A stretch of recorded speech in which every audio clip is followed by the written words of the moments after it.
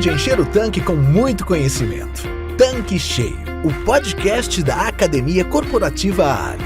Apresentação: Karen Rodrigues. Olá, você está no Tanque Cheio, um podcast da Academia Corporativa Ali. E hoje, nós vamos começar uma trilogia especial sobre a NR1 e os riscos psicossociais. Bom, não é novidade para ninguém, que a NR1 é a mãe das demais NRs e ela passou por mudanças significativas e que entra em vigor agora no final do mês de maio desse ano de 2025. Então, qual que é o nosso objetivo aqui nesses próximos 3 conteúdos? É aprofundar nessas mudanças, o que nós, postos e serviços, precisamos adequar, até porque essa NR não é só para postos, ela é para diferentes estabelecimentos, para todas as empresas do Brasil. Então, mas o nosso objetivo aqui no podcast Tanque Cheio é tentar traduzir essa NR para o seu segmento, para que fique cada vez mais personalizado para o seu negócio. E essa trilogia nós nomeamos como uma nova abordagem sobre saúde mental, e a parte 1, que é a de hoje, é o que muda na NR1. Eu acho que tudo começa pelo começo, Então, bora entender esse começo para que você, revendedor, revendedora, que ainda não começou a aplicar a NR1, comece a aplicar desde agora. Nós sabemos que essa NR, ela ganhou um prazo em relação à questão das multas, mas a sua aplicação já começa agora em maio. E para não bater a carteira do convidado, eu estou aqui já do meu lado, praticamente, com o Jonathan Rocha, que é especialista em diversos assuntos ligados à parte técnica dos postos e serviços, e nada melhor do que um profissional como ele para poder falar sobre a NR1 e dessas mudanças que vem por aí, porque ele já está acompanhando isso já há muito tempo. Então, bora começar esse podcast aqui com o Jonathan Rocha. Tudo bem, Jonathan? Oi, Karen, tudo bem com você? É um prazer poder estar falando com você mais uma vez e com todos os ouvintes também que nos assistem aqui pelo podcast Tanque Cheio da Ali Combustíveis, podcast que eu tenho um carinho especial porque, além de ter conteúdo relevante, ele expõe de forma muito prática e muito esmiuçada para o revendedor poder tomar atitude, para o revendedor poder ter suas ações. E esse assunto especificamente, eu tenho um interesse pessoal nele, porque eu venho estudando esse assunto a sério, assim, pegado a afinco, nos últimos 6 meses. Então a gente observa que, de fato, mais do que cumprir uma norma, mais do que uma exigência legal, ele pode ser, ele se mostra para a gente um caminho para a evolução para os postos.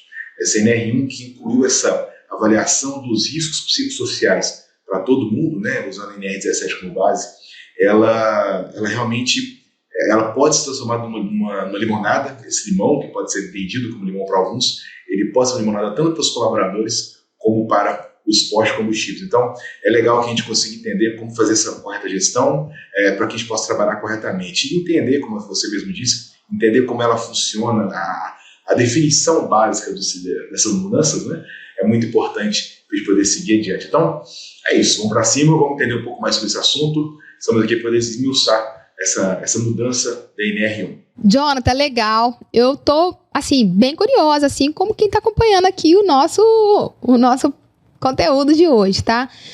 Eu tenho aqui uma lista de perguntas para você, porque eu tô bem curiosa, mas eu prometo que eu vou ficar mais caladinha hoje, porque eu quero aprender, É um assunto sério, Eu costumo brincar aqui, nos bastidores, mas é uma brincadeira séria, Tem coisas tão sérias que às vezes precisam virar norma, Que é o caso do que foi incluído aí na NR1, que é esses riscos psicossociais, que não dá mais para a gente fechar os olhos, e achar que eles não existem, Então, a gente realmente precisa ter uma atenção. E é claro que nós não estamos falando, que esse é o caso do nosso segmento, A gente sabe que Isso pode acontecer em diversos segmentos, mas que é importante, o nosso objetivo aqui hoje é isso, é importante a gente entender quais são esses cuidados, para que a gente realmente, como empresário, empresária, dono do negócio, saber como que a gente realmente vai gerir esses riscos, o nosso time,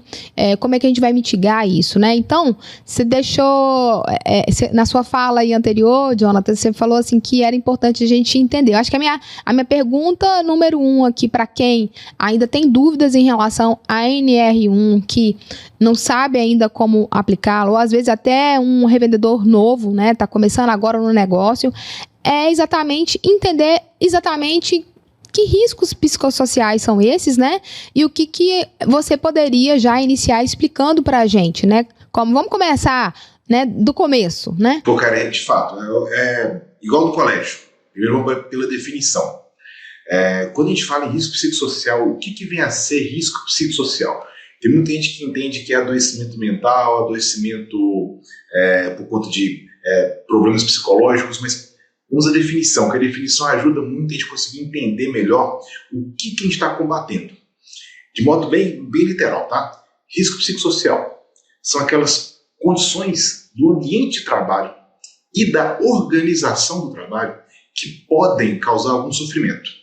Esse sofrimento pode ser mental, ele pode ser emocional e até mesmo físico, aquele trabalhador.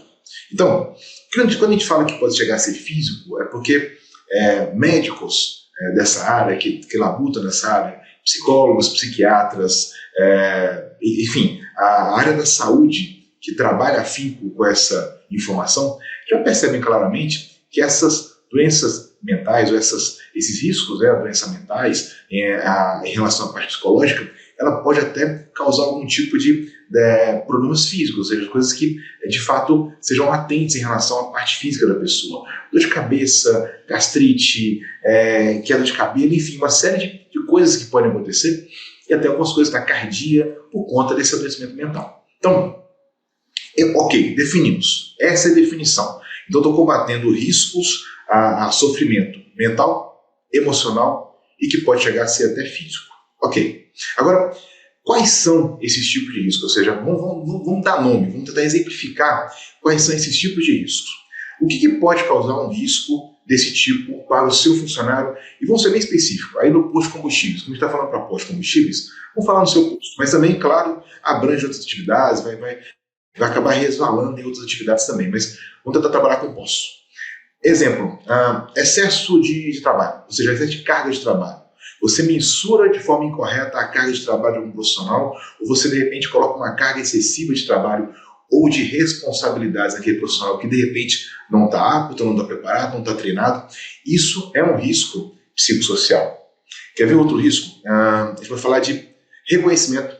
É algo que as pessoas às vezes não têm muito, entendem como sendo, mas eu não reconheço muito bem, eu só faço reconhecimento financeiro, mas a falta de reconhecimento também pode causar algum tipo de risco à saúde emocional, mental e pode chegar até física de colaboradores, de funcionários, de trabalhadores dos postos de combustíveis. Assédio moral, assédio sexual. E quando a gente fala assédio moral, assédio sexual, às vezes as pessoas falam assim, mas aqui não acontece na minha empresa. Mas tem alguns comentários, algumas atitudes, algumas coisas que acontecem, pequenas no dia a dia, que elas podem sim ser interpretadas como assédio moral. E você não sabe até que ponto aquela fala ou aquela abordagem pode impactar o outro. Às vezes a pessoa nem percebe. Na maioria não. E na maioria das vezes a pessoa nem sequer reclama. Eu estou falando de apelidos pejorativos, eu estou falando de comentários maliciosos, eu estou falando de fofoca, eu estou falando de esses gastos na cultura da empresa, né? Desgastes no relacionamento interpessoal da empresa. Isso pode causar um certo assédio moral. E no caso sexual, idem. Às vezes é um comentário malicioso, uma abordagem desnecessária, uma abordagem ofensiva que a pessoa de repente entende como sendo algo normal, mas não é. Não é normal. Então, o assédio sexual e o assédio moral também são tipos de riscos psicossociais que têm que ser tratados de forma muito séria. Outro ponto interessante, que a gente vê em vários postos de combustíveis, vários postos têm metas para comissionamento, enfim. Mas quando você trabalha as metas de forma inadequada, como assim inadequada? Sem métrica. Vou dar um exemplo aqui rapidamente. Vamos supor que você colocou uma meta de vender R$10.000 por mês para a equipe. Cada um ficou com 2.000, 5 pessoas. Ótimo. Atingiu a meta, aí mês que vem você vai lá e fala assim, agora são 20. De onde você tirou 20? E também outra informação. E se não bater, o que acontece? Olha, quem não bater 20 2 meses seguidos está na rua. Poxa, mas é proibido colocar meta? Não. Você pode colocar meta. Mas essa ansiedade de eu vou ser mandado embora, não vou ser mandado embora, ou essa falta de preparo para que ele possa atingir a meta, ou essa falta de... como é que eu vou dizer? Essa falta de coesão, essa falta de entendimento de por que aumentou a meta, qual que é a metrificação, qual que é o motivo desse aumento, o que originou, qual que é a forma de cálculo, a metodologia, achei a palavra. Qual a metodologia correta para poder fazer essa mudança de meta?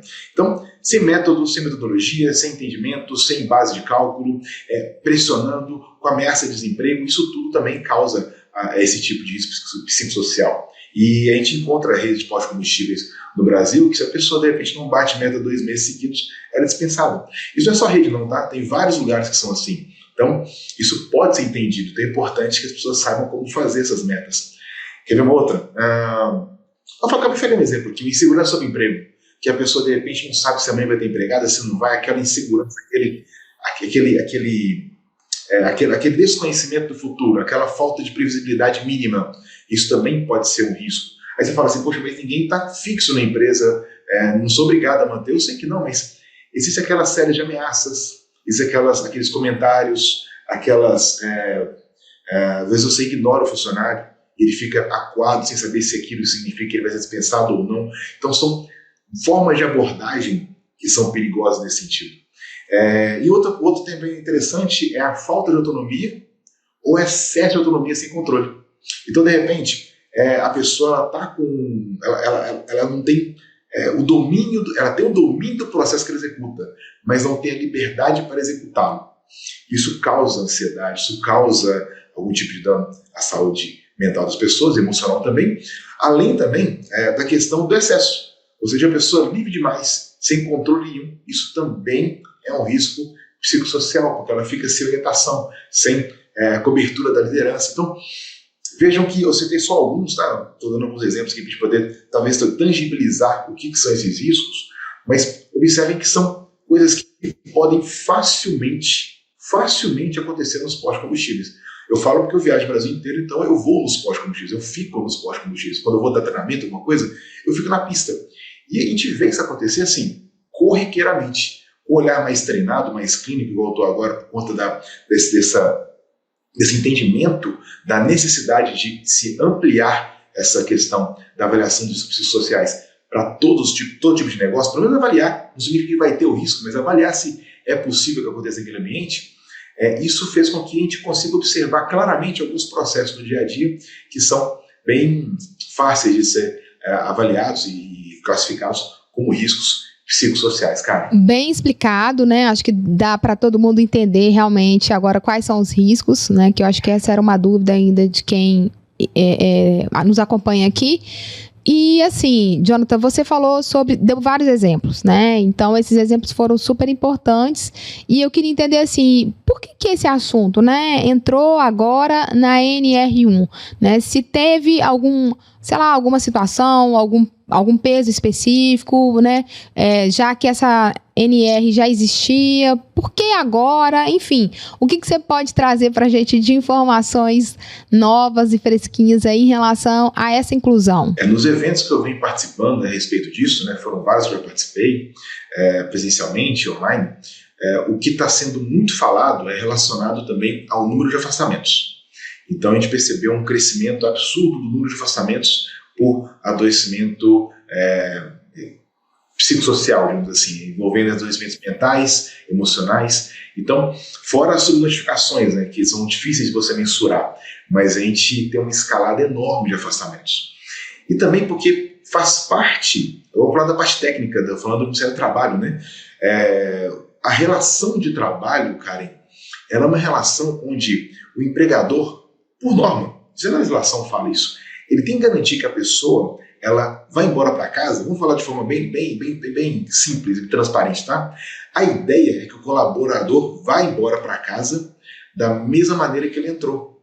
Ou seja, que não seja colocado em risco sua saúde física, sua saúde mental, que não seja colocado em risco sua estabilidade emocional, ou que pelo menos eu não agrave alguma coisa que vem de fora, por exemplo. Então, o ambiente de trabalho não pode ser um ambiente que crie um adoecimento, ou um risco à sua integridade física, ou um dano à sua saúde mental e emocional, e também não pode ser um ambiente que piore caso ele de repente tenha alguma situação. Então ele tem que sair dali saudável. Então eu tenho que me preocupar com a saúde dele. A gente não faz exame médico, eu faço lá o transmucônico, eu faço ortocresol, eu faço ECG de acordo com o cargo, eu faço glicemia. Por que eu faço esses exames? É para verificar a saúde. Então, no caso da saúde emocional, eu também tenho que fazer minhas avaliações. Então, a NR1, ou seja, a norma regulamentadora, ela inclui essa obrigatoriedade de todo mundo olhar para isso, porque se tornou algo muito grande. O que era, de repente, pontual, hoje é muito grande. Vou dar um exemplo clássico, tá? Fui em um posto recentemente, uma cidade do interior do estado, ou seja, não é um grande centro, é um interior, onde naquele posto a empresa tem 2 afastamentos, só 2. Tá todo mundo trabalhando, só 2. Um foi por ansiedade, o outro foi por depressão. Ela não tem nenhum afastamento causado por uma queda, não tem nenhum afastamento causado por um dano à saúde, por contaminação. Ela tem afastamento causado a danos, a problemas relacionados à saúde mental, psicológica, emocional, né? E também que pode gerar até algum dano físico, ou seja, as pessoas têm sintomas físicos por esse motivo. Então, repara para você ver. Se você falar os negócios de modo geral, aqui a gente também tem, a gente faz o social, a gente fez um levantamento aqui, a gente foi descobrir que a gente tem vários postos em 4 estados, hoje mais alguns outros estados, a gente foi descobrir que eu tenho um total de 2 afastamentos que não são por questões envolvidas à saúde mental e emocional. Ou seja, só 2 por questões de acidente físico, digamos assim. Foi uma queda e outro foi um acidente de translado, né? Ou seja, eu estava deslocando até o posto e caiu de moto. O restante, todos ligados à saúde mental. Então, o risco está muito alto. Então, o Ministério do Trabalho, como a prerrogativa dele é proteger o trabalhador, ele entendeu, peraí, isso está acontecendo de forma muito frequente, precisamos trabalhar nesse sentido. E aí criar essa necessidade de avaliação. Ele obrigou que a NR17 fosse cumprida não só para aqueles que você entende que são necessários, mas agora todo mundo tem que avaliar, verificar se os seus processos não estão, de repente, causando algum tipo de risco à saúde mental, à saúde emocional das pessoas. Então, e também entende-se, né, de forma muito clara que a saúde do trabalhador ela é integral. Então, eu não posso olhar só para riscos físicos, riscos químicos, riscos biológicos. Eu tenho que olhar para a saúde do trabalhador como um todo. E como um todo, a mente entra, e entra muito, ou seja, tá com é o que mais está elevando em relação aos afastamentos, adoecimentos no Brasil hoje. E o sofrimento psicológico, ele pode gerar, vamos supor que eu não trabalhe com isso. Primeiro que é um dano enorme ao trabalhador. Então, o ser humano que trabalha com você está sofrendo um dano. Então, só sob o ponto de vista moral, já seria interessante fazer. Sua fala foi muito assertiva de que aquilo que as pessoas esquecem de controlar vira norma. Isso deveria ser uma coisa normal de ser feita, porque a preocupação com o outro é algo que é do ser humano. Tem que me preocupar com o outro, tem que zelar pelo outro, ainda mais quem produz para a gente. Mas vamos pensar do ponto de vista estratégico. Afastamento é um ponto muito importante que eu tenho, ou seja, as pessoas começam a se afastar por isso, e eu posso apostar aqui com vocês que quem está ouvindo a gente sabe que já surgiram afastamentos ou faltas mesmo, a pessoa, absenteísmo, ele deixa de ir no ambiente de trabalho por questões emocionais, por questões de saúde mental, por questões emocionais, por questões desse tipo de risco. A gente pode também o quê? Queda de produtividade. A pessoa que ela está em risco psicossocial, a pessoa que ela está angustiada, a pessoa que ela está ansiosa, a pessoa que ela está vivendo um momento de crise, ela cai a produtividade. Tá? Outro ponto também que a gente observa claramente, aumento da rotatividade. Quantas pessoas nós não perdemos no ano, no mês, porque elas não, a gente fala que eles não aumentaram a pressão. Mas o que é não aumentar a pressão? De repente, como é que está sendo feita essa pressão? Entendeu? Lembrando aquelas características que eu citei antes, que nem foram todas, tá? Aquelas foram só algumas, eu citei alguns exemplos, tem mais. Será que de repente essa pressão não está sendo de forma incorreta e por esse motivo a pessoa não aguenta a pressão e roda? Ou seja, ela aumenta a rotatividade. Então, esse tipo de cenário ele impacta diretamente o negócio do cliente, o negócio do posto de combustíveis. Ele impacta em cheio. Então, a nova redação da NR1, ela exige que esses riscos eles sejam, no mínimo, avaliados. Tá? E após avaliados, eles sejam incluídos no que a gente chama de PGR. Eu já falamos sobre PGR aqui, tem podcast sobre isso, tenho certeza que tem. É o Programa de Gerenciamento de Riscos. Então, agora, na avaliação dos riscos, além de riscos físicos, químicos, biológicos, eu vou ter que incluir também esses riscos psicossociais, que é uma avaliação desses riscos. E não só fazer essa inclusão, como também tem que desenvolver o que a gente chama de planos de ações, ou plano de ação. O plano de ação nada mais é do que falar o seguinte, tá, e aí, o que eu faço com isso? Eu descobri que eu tenho risco, a gente fala que o que é visto não pode ser desvisto, né?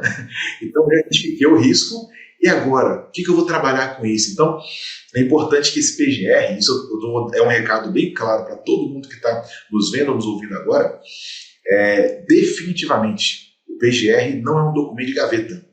Ele não é um documento que você entrega para o fiscal quando ele pergunta se você tem PGR. Ele é um documento que tem que ser vivo. A partir de agora, com a avaliação dos riscos psicossociais, eu aposto que vocês vão ter tarefas praticamente mensais para poder identificar, para poder mensurar, para poder controlar, para poder saber como lidar, para lidar melhor com esses riscos psicossociais. Então, é um documento que ele vai estar vivo. E essa vida se dá através de uma aba desse PGR chamada Plano de Ação.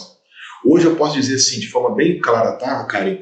Os dois índices mais importantes do PGR hoje se chamam essa avaliação de riscos, onde eu vou identificar esses riscos que inerentes ao ambiente de trabalho, e o plano de ação. O que eu vou fazer com ele? Então, todo risco identificado eu tenho que ter um plano de ação de execução. Hoje, acaba que, vamos supor, risco de atropelamento. Eu coloco a placa de sinalização 10 km por hora, de repente tem coloco uma taxinha no chão, algo assim. Risco de contaminação por benzeno. Processo, afasto, tento criar alguns procedimentos. Os riscos também têm que ser controlados, com treinamentos, com ações, com campanhas, com canal de denúncia. Então, tem uma série de coisinhas que a gente pode fazer, coisinhas não, atitudes sérias, inclusive, para a gente poder trabalhar esses riscos no PGR. Lembrando também importante que, como é que eu vou inserir isso? De onde que vai vir essa informação que eu vou incluir no PGR? Ela vem de algo que já existe há muito tempo, que é a NR17. A NR17, que trata de ergonomia, ela fala claramente sobre as questões de riscos psicossociais. Então, eu vou incluir os riscos psicossociais pela NR17. E esse documento, né, que pode ser um preliminar ou um laudo, de acordo com o tipo de risco daquele ambiente, ele vai fazer-se constar no PGR. Então, faça a medição desses riscos pelo NR17, pelo minha avaliação econômica, que, como eu disse, pode ser preliminar ou via laudo. Esse documento ele vai compor os riscos do PGR e vou trabalhar com eles, tá? O empregador, ele tem essa obrigação.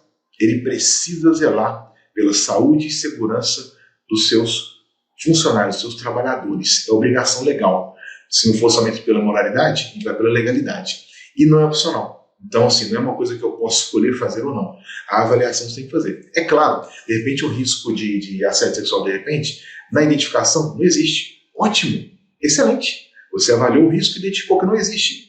Que bênção, mantenha assim. Mantenha esse ponto de controle. Não há o que se fazer. Se não identificou isso, não há o que se fazer, não tem plano de ação. Mas é importante que eu, pelo menos, busque identificá-lo de forma séria, de forma assertiva, tá? Uhum. Tem um olhar para isso, né, Jonathan? Interessante. E, Jonathan, na hora que você estava falando, né, já que a gente está, assim, ainda um assunto que não é novo, mas que está entrando em vigor agora, então acaba ele sendo um pouco embrionário, porque, infelizmente, tem pessoas que às vezes não aprofundam muito no assunto, ou só aprofundam quando está chegando, digamos assim, né? Está chegando a lei, tem que entender o que eu tenho que fazer.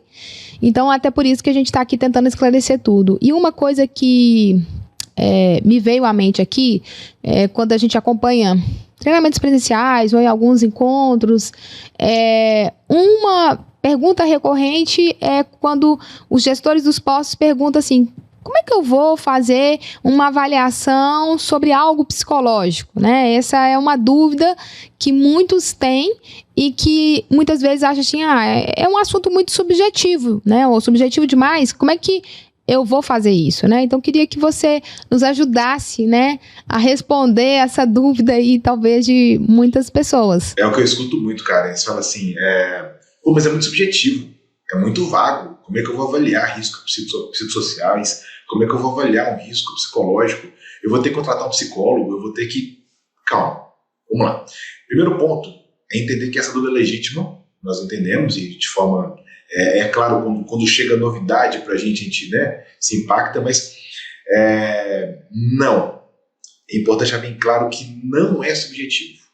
Tem itens claros a serem avaliados. Tem uma determinação, já vem da OIT, que é a Organização Internacional do Trabalho, que já identificou no passado, já mapeou quais são os principais fatores de riscos psicossociais, como você tem alguns lá: jornada exaustiva, relações tóxicas de trabalho, ambiguidade de funções, enfim, tem uma série de itens já mapeados, então eu sei quais são os riscos que eu tenho que identificar no ambiente de trabalho. Então o primeiro ponto é subjetivo? Não. Então não é subjetivo, eu sei quais são os itens a serem avaliados. Segundo ponto, como que eu avalio? Bom, gente, existem metodologias científicas para poder fazer isso. Então também não é chutado, é uma coisa que tem uma metodologia para cumprir. E para fazer essa avaliação, eu posso lançar mão de pesquisas que são de conhecimento, ou seja, são pesquisas elaboradas por psicólogos, porém são de conhecimento público que não precisam de um psicólogo poder executar essa medição. Claro, se quiserem contratar uma equipe de psicologia para poder elaborar o trabalho, que fantástico, acho excelente, que bom. Quanto mais se trabalhar nesse sentido, ótimo. Mas precisa ser? Não necessariamente. Às vezes você pode trabalhar isso de forma interna no seu negócio. Então, vamos lá. Quais relatórios que a gente vem vendo sendo usados com frequência? A gente vem observando o HSE, Management Standard, que é um relatório interessante. Tem o COPSOC, que ele é muito grande, é uma lista de perguntas muito grandes. Eu tenho o ERI, que também é outro relatório que eu posso usar. Esses nomes que eu estou dando aqui, cara, são nomes de questionários. São perguntas que você faz para identificar algum tipo de risco daqueles que eu citei logo acima e outros que a OIT determina para serem mapeados. Então, com esses relatórios, eu consigo escolher perguntas, digamos assim, para poder fazer para o nosso funcionário como questionário, sempre zelando pela privacidade. Então, eu tenho que garantir que ele tem essa tranquilidade em responder e que suas informações não serão vazadas, principalmente para o revendedor. Então tem revendedor que de repente pode estar pensando, então se eu sentar na frente do frentista e falar assim, tá, você sofre algum tipo de risco de assédio moral? Não é isso. Porque de repente o assédio moral pode estar vindo do revendedor, digamos assim, ele pode estar sentindo do revendedor. Quando eu falo que está vindo, pode ser que a percepção dele vem de uma atitude da revenda, do próprio revendedor, que tem que ser trabalhada. Então, não é assim que funciona, tem que ser feito de forma anônima, de forma bem protegida. E nesse caso, eu consigo sim fazer uma avaliação dos riscos. E para poder fazer a mensuração, tem que mensurar a severidade, mensurar esse potencial de risco, né? Vamos falar de forma mais simples. Avaliar qual é o percentual, qual é a severidade disso e qual é a chance de acontecer. A gente chama de severidade e probabilidade. Existem também mensurações técnicas, mensurações que são aprovadas, são aceitas, para você poder medir isso. Então, o responsável técnico pelo PGR, né, que essa parte da mensuração do risco, da parte da criação do plano de ação, vai cair no PGR, vai cair com o engenheiro de segurança, com o técnico de segurança, ele vai entender essa severidade de acordo com o nível de resposta, de acordo com o percentual de cada pergunta que foi elaborada, de cada pergunta desse questionário elaborado. Então, ele vai saber avaliar, por exemplo, a frequência, a duração, o impacto desses riscos, desses comentários que foram feitos, dessas respostas que foram dadas, para poder elaborar melhor esse PGR, pensando nessa questão de proteção do indivíduo, né? De forma objetiva, como qualquer outro risco ocupacional. Todos os riscos ocupacionais, alguns são feitos de forma qualitativa, claro. Qualitativa é assim, eu identifiquei que existe, não tem que medir. Se existe, tem que combater. Mas também tem alguns de forma quantitativa. E esse é um exemplo que dá para fazer até de forma quantitativa. Eu não preciso identificar aqui se é um posto. Se é um posto, eu sei que tem sobrecarga de trabalho. Não, eu não sei. Eu tenho que medir, eu tenho que avaliar. Então, não tem como fazer de forma simplesmente qualitativa, eu tenho que, de fato, medir esse risco, e esse risco é perguntando, é conversando, é dialogando, é arguindo as pessoas, para que eles mesmos possam falar se eles sentem algum tipo de risco ou não, qual que é a situação que eles estão de trabalho. É o trabalhador que sabe disso, é ele que tem informação e tem que estar livre para poder falar. O Ministério do Trabalho e Emprego, inclusive, vai emitir até um manual nos próximos meses. O Ministro do Trabalho prometeu que seria feito em 3 meses, esse anúncio foi feito algumas semanas atrás. Então imagina que em torno de 2 meses, mais ou menos, a gente vai ter um manual que pode ser que nos oriente a respeito, né? De repente, esse manual, vou ver como é que vai sair, ele pode ter as perguntas serem feitas, ele pode ter sugestões de perguntas, ele pode ter sugestões de probabilidade, severidade, como o manual, né? Ele tem uma norma de ser feita. Então, a gente pode, de repente, se alimentar desse manual que está por vir. Mas, se quiser iniciar agora, não tem que esperar o manual, eu tenho forma técnica para poder executar a atividade. Então, de forma bem resumida, tá? É subjetivo? Não. E o posto tem que achar se tem ou se não tem? Não. Dá para medir. Eu consigo fazer uma avaliação técnica e fazer a mensuração desses riscos de negócio para negócio, de setor para setor. Eu posso separar pista de escritório, separar de loja de conveniência, separar de troca de óleo, de lavador. Eu posso separar os riscos, identificar qual que é mais gritante em um lugar ou em outro. Eu não tenho que atuar de forma igual em todos os setores. Se o risco de assédio moral está mais alto no escritório, eu não tenho que atuar com todo mundo, eu posso atuar mais no escritório do que nessa ponta, então eu consigo trabalhar dessa forma. Esse risco de assédio moral, por exemplo, ele não precisa ser um risco mensurado igual para todo mundo. Ele pode, de repente, na minha avaliação, identificar que no setor do escritório eu tenho um risco maior do que na pista, então eu posso trabalhar diferente no escritório do que na pista. Eu posso identificar que o risco que eu identifiquei de sobrecarga está acontecendo na troca de hora. Então, entenda que eu tenho nuances. Eu tenho como trabalhar de forma mais escalonada, de acordo com o ambiente onde o risco foi identificado. Então é tudo muito particular, é tudo muito individual, é tudo muito feito com esse zelo de preocupação com o outro, porém é possível sim, totalmente possível você fazer a mensuração disso. Então, para a gente poder fechar essa pergunta, né, se tiver mais alguma clara nesse sentido, a gente pode esclarecer, mas não é subjetivo, eu tenho critérios claros para serem identificados, eu não preciso achar nada, eu não tenho que achar se tem, achar que não tem, não. Eu posso claramente identificar esses riscos e, claro, medi-los. Medir de forma clara, de forma científica, que vai funcionar muito bem. Muito bom, Jonathan. E agora eu tenho uma pergunta que eu acho que essa é a dúvida de muitas pessoas. Recentemente, houve uma fala, né, do Ministério do Trabalho fazendo adiamento de multas em relação a essa inclusão dessa norma, né, da NR1. E isso acabou trazendo uma certa confusão, né? Alguns entenderam que realmente adiou-se a multa e outros adiou-se o texto inteiro. Então, eu queria que você explicasse para a gente o que de fato muda e o que não muda, né? Justamente para a gente esclarecer né, se alguém teve alguma má interpretação em relação a esse assunto. Acho que essa é uma boa oportunidade para a gente poder esclarecer. Cara, isso é muito interessante para responder essa dúvida, porque a gente acabou de falar desse manual que o Ministro do Trabalho falou que vai elaborar para dar suporte para os empresários, né?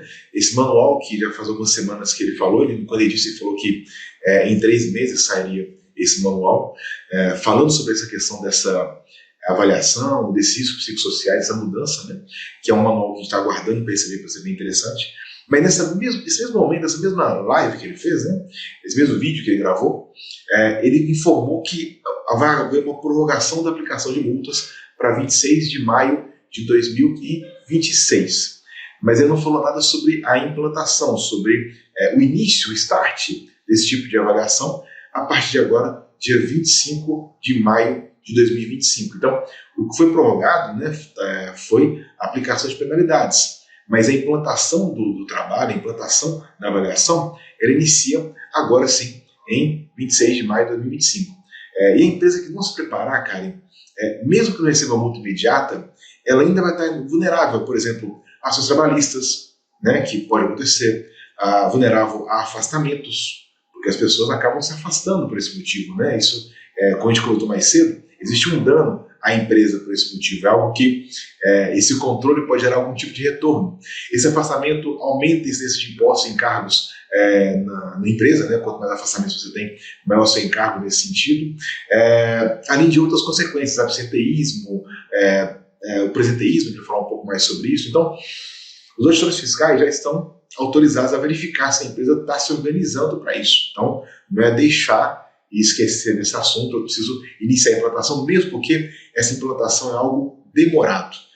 Não é uma coisa que você coloca rapidamente, você faz fácil e simples, é algo que tem que ter um trabalho, tem que ter uma dedicação maior para poder implantar. Então, na minha opinião, esse é o momento ideal para você poder agir com inteligência e planejamento, porque no caso de fiscalização, por exemplo, ele não vai te aplicar uma multa porque você, de repente, esqueceu de avaliar um risco, ou porque você avaliou um risco de maneira que ele acha que outra forma seria melhor, porque agora está no caráter educativo. Então ele pode pegar o documento que você começou a elaborar e te sugerir, educar, ele pode orientar. Inclusive, uma ação muito importante dos auditores fiscais do trabalho é essa questão de orientação nesse sentido. Então, para mim, estratégico momento seria agora já iniciar essa execução quanto antes. Não, excelente essa sua explicação. Eu acho que se tem ainda alguém que tinha dúvida em relação a isso, né? Ficou bem claro.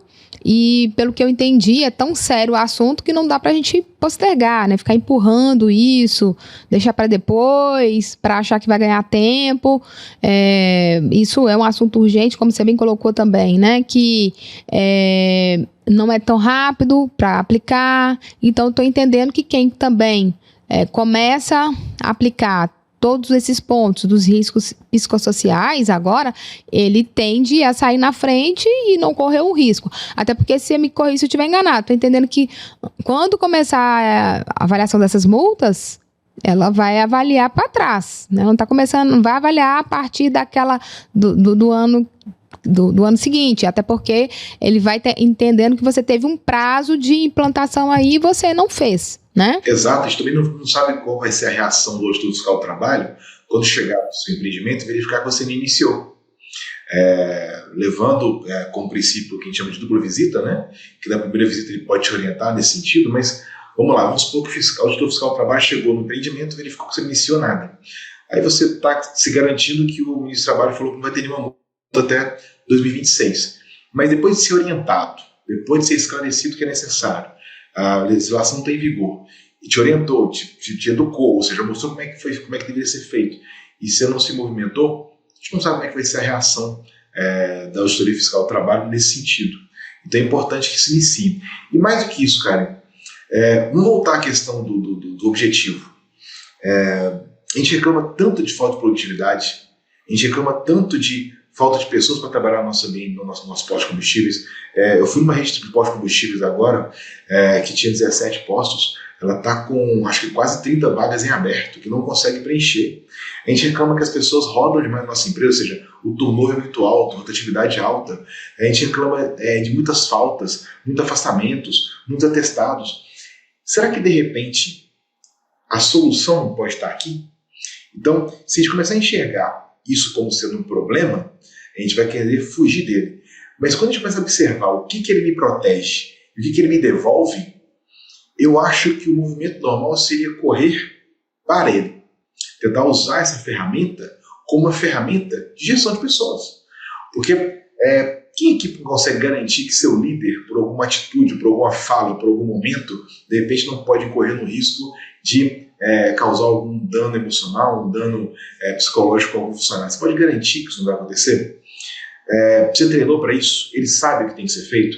Ele sabe dar um feedback? Ele sabe se comunicar? Ele sabe abordar? Porque o que a gente vê no cenário nacional, Karen, muitas vezes, é que os gerentes, muitas vezes, são os melhores frentistas. Nada contra isso, muito pelo contrário. Mas esse melhor frentista, ele foi o melhor frentista pela sua habilidade comercial, muitas vezes. Não pela sua habilidade de comunicação ou de liderança de pessoas. Então ele não foi treinado para aquilo. Então, de repente, ele pode passar para frente aquilo que ele recebeu. E o que ele recebeu há 20 anos atrás, há 15 anos atrás, há 25 anos atrás, não cabe mais. Já não cabia naquela época, mas não sabia identificar. E hoje, então, não cabe de forma alguma. Então, é importante que a gente não espere A gente vai ter que começar a andar, começar a agir e pensar que esse limão, que muitas pessoas estão vendendo isso como se fosse um grande limão, ele pode se transformar numa limonada muito boa se a gente conseguir trabalhar corretamente, se conseguir entender que isso é uma ferramenta de gestão que já deveria existir na empresa, independente de norma, independente de legislação. Então é uma oportunidade de melhoria. Por isso que a gente fala, tem que trabalhar isso corretamente. Não é só um papel para entregar para o fiscal para falar que tem. É de fato se preocupar, zelar, proteger, coibir algumas ações, né? E fazer com que esse clima organizacional fique melhor. Lembrando que essa pesquisa que a gente fala não tem nada a ver com pesquisa de clima organizacional, são coisas distintas, mas que ao melhorando o clima, obviamente, eu consigo também melhorar essa estrutura de trabalho, eu consigo melhorar essas condições, consigo melhorar a percepção do funcionário, de que a empresa se preocupa de fato com a saúde mental e emocional dele. A gente pode citar aqui, por exemplo, o efeito Hawthorne, né, que a gente fala muito sobre isso, que é um estudo da parte de administração, que uma empresa foi melhorar a eliminação do ambiente e os funcionários aumentaram a produtividade. Quando foram pesquisar, quando foram reduzir, aumentaram a produtividade de novo. Quando foram pesquisar por que aumentou de novo quando reduziu a luz, eles não estavam aumentando a produtividade por conta da luz. Estavam aumentando a produtividade porque eles perceberam que a empresa se preocupava com eles. Então a gente pode estar diante de uma grande oportunidade e eu acho que não vale a pena perder, não. Acho que agora é hora de agir e começar a trabalhar o quanto antes nisso. Muito bom. E eu queria te perguntar, você até comentou aí de gerentes que foram frentistas e que se tornaram líderes e tal. E indiferente disso, né? De ser gerente ou de ser revendedor, né? Seja qual o perfil, mas o perfil de liderança, você tem nas suas andanças, né, Brasil afora, você tem visto esses riscos acontecerem, se esses riscos estão acontecendo, né, no dia a dia, na prática, nos postos, você tem visto isso? Karen, é interessante, quando os olhos começam a ficar treinados para isso, você vê com muito mais clareza, sabe? Então, assim, a gente percebe que praticamente em todos os lugares algum risco está acontecendo. Porque como as pessoas não conhecem, elas não identificam e tantas pessoas que sofrem não se protegem, como as pessoas que fazem não percebem o mal que pode estar causando. Então, percebi situações claras de frentistas que trabalham sem pausa adequada, sem local para descanso, né? A pessoa às vezes tem postos de combustíveis que tira aquela cadeira que é obrigatória dos cientistas poderem sentar, porque a resposta que eu tenho é essa. Não, porque senão fica sentado demais. E eu quero que fique em pé, mexendo alguma coisa e tal. É trabalho com o público, gente. Então, assim, eles precisam de um local para poder parar e sentar. São 8 horas em pé. E alguns trabalham do turno 12/36, são 12 horas em pé. É muito tempo. Então, isso também causa algum dano à saúde mental e emocional das pessoas. Metas muito agressivas, sem clareza nenhuma do seu estabelecimento. Ou seja, ela simplesmente sobe a meta de 10% para 25%, porque sim. E até o descumprimento também, às vezes até frustra um pouco, né? A pessoa cria a meta, cria a campanha de comissionamento ou premiação e depois descumpre. Então, isso também acaba gerando esse tipo de dor, além de também metas com desligamento automático pelo não cumprimento, ou seja, você colocou a meta e não cumpriu durante 2 meses, está fora. O que a gente vê, infelizmente, de frentistas que às vezes tomam atitudes até indevidas, assim, até desleais com o cliente, né? Quando você vai observar, não em todos os casos, claro, mas quando você vai analisar, você percebe que alguns casos têm fundamentação nessa questão dessa pressão por metas estratosféricas, que ele tem que cumprir, isso é indispensável. Então, o funcionário se vê meio que obrigado a fazer uma coisa que ele não queria fazer, ou não faria em situação normal, para poder não perder o emprego. Então, essas são atitudes que você vê com muita clareza, fora a falta de feedback e as comunicações. O que eu escuto de xingo na pista, de tratar a pessoa de forma inadequada, apelidos pejorativos que são totalmente impróprios para o ambiente de trabalho. Então, a gente observa muito isso no dia a dia dos postos de combustíveis. E tem outro ponto também muito interessante. Não podemos esquecer que o frentista lida com o público.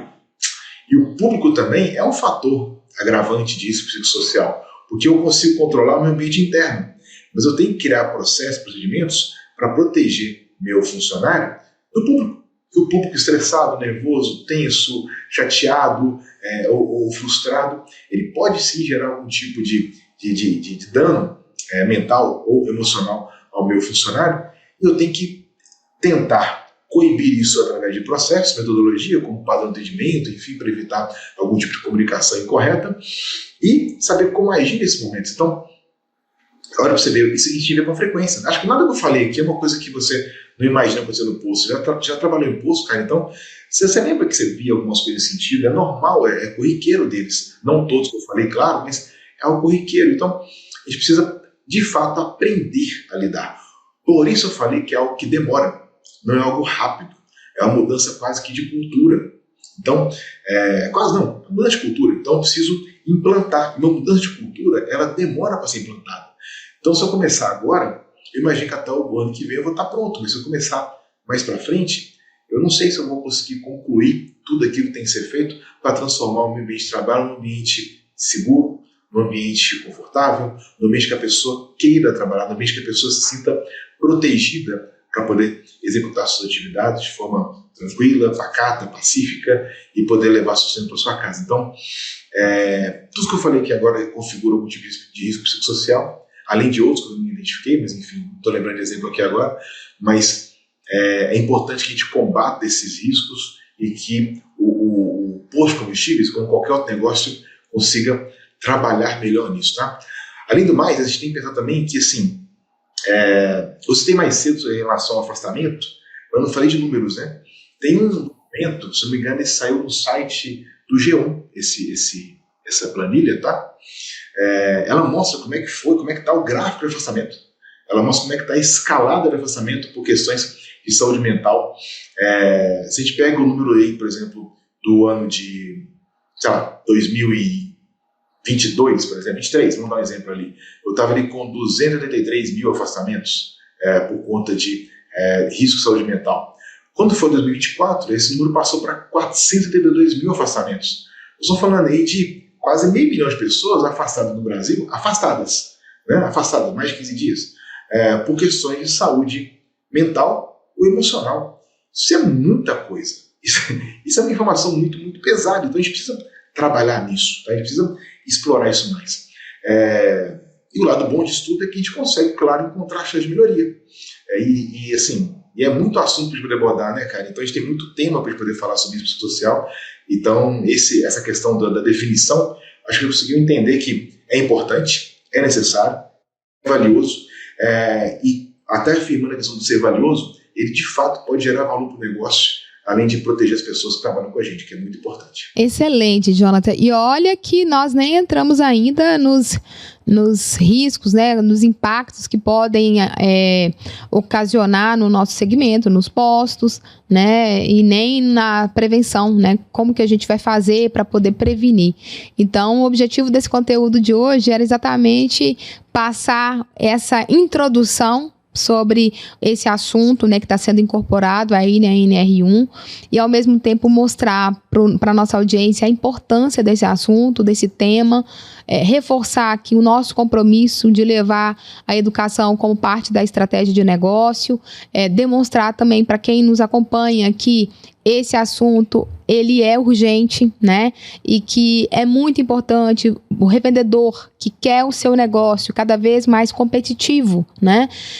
Ser um revendedor, um empresário que se preocupa com isso e não deixar que esse assunto, tipo assim, vou focar nisso quando estiver lá na virada do ano, ou quando o fiscal chegar aqui, ou quando eu tiver alguma orientação adicional numa fiscalização, ou enfim, né, eu acho que é importante o revendedor, a revendedora já colocar em prática todos esses pontos desse novo texto que incorpora a NR1, que entra em vigor agora dia 26 de maio. E esse assunto é tão sério que a gente está fazendo essa trilogia, né, Jonathan? Justamente para que a gente possa entrar com mais detalhes sobre esse novo texto e o que o revendedor tem que fazer. E nós, da Academia Corporativa, também assumindo esse compromisso com a revenda de sempre levar conteúdo e também conteúdo de primeira mão. Nós vamos fazer uma live exclusiva para você, revendedor Ali, né, que nos acompanha. Em breve nós vamos mandar mais informações e essa live será feita também pelo Jonathan Rocha nos próximos dias. Então fique atento aí nos canais oficiais da Ali, que em breve vocês receberão essas informações para você se inscrever, você, seu gerente, enfim, estar a par de todas as informações que entram em vigor agora dia 26 de maio. Jonathan, obrigada mais uma vez pela sua participação aqui na bancada do Tanque Cheio, né? Quando você está aqui, é sempre conteúdo rico, e conteúdo rico é sério, técnico, e que a gente sabe que quando a gente não escuta no amor, né? A gente sente na dor, que é quando tem um impacto, né, no resultado, na parte financeira do nosso negócio. E eu acho que esse assunto é tão sério que a gente não precisa deixar para isso, né, Jonathan? Então, eu quero te agradecer aí mais uma vez por compartilhar esses conteúdos tão ricos aqui nessa bancada do Tanque Cheio. Pois é, Karen, quando a gente fala de dor, são duas dores, né? Ele tem a dor da possível multa, né? Que é a multa complicada, porque são vários riscos que deixam de ser avaliados, então tem um plano de ação, então podem ser uma conjuntura de multas, várias multas associadas.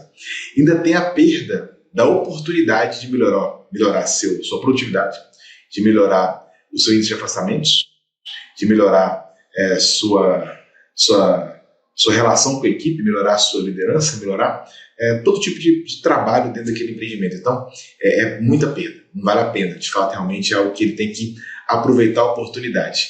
Então, obrigado, cara, obrigado pelo convite, parabéns mais uma vez para a Academia Corporativa por trazer assuntos sérios, assuntos relevantes, assuntos que de fato impactam na revenda, e fico feliz de poder colaborar e participar. Conta comigo, vamos esperar agora o próximo episódio, que tem muita coisa para poder abordar sobre NR1 ainda. Muito bom, Jonathan, eu que agradeço mais uma vez. Bom, pessoal, por hoje é só. Eu espero que vocês tenham curtido o conteúdo de hoje.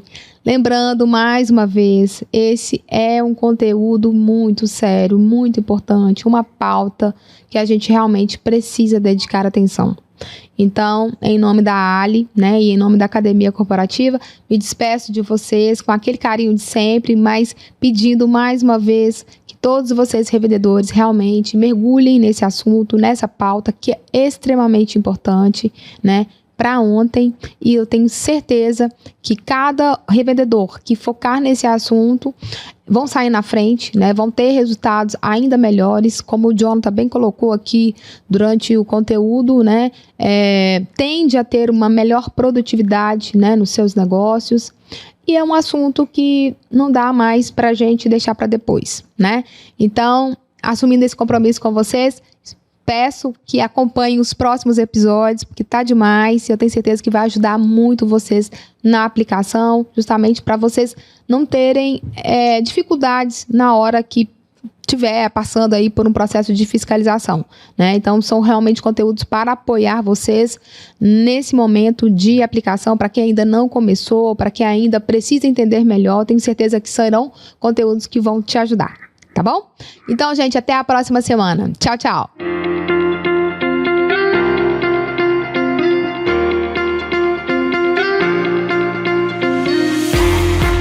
Hora de encher o tanque com muito conhecimento. Tanque Cheio, o podcast da Academia Corporativa Ali. Apresentação: Karen Rodrigues.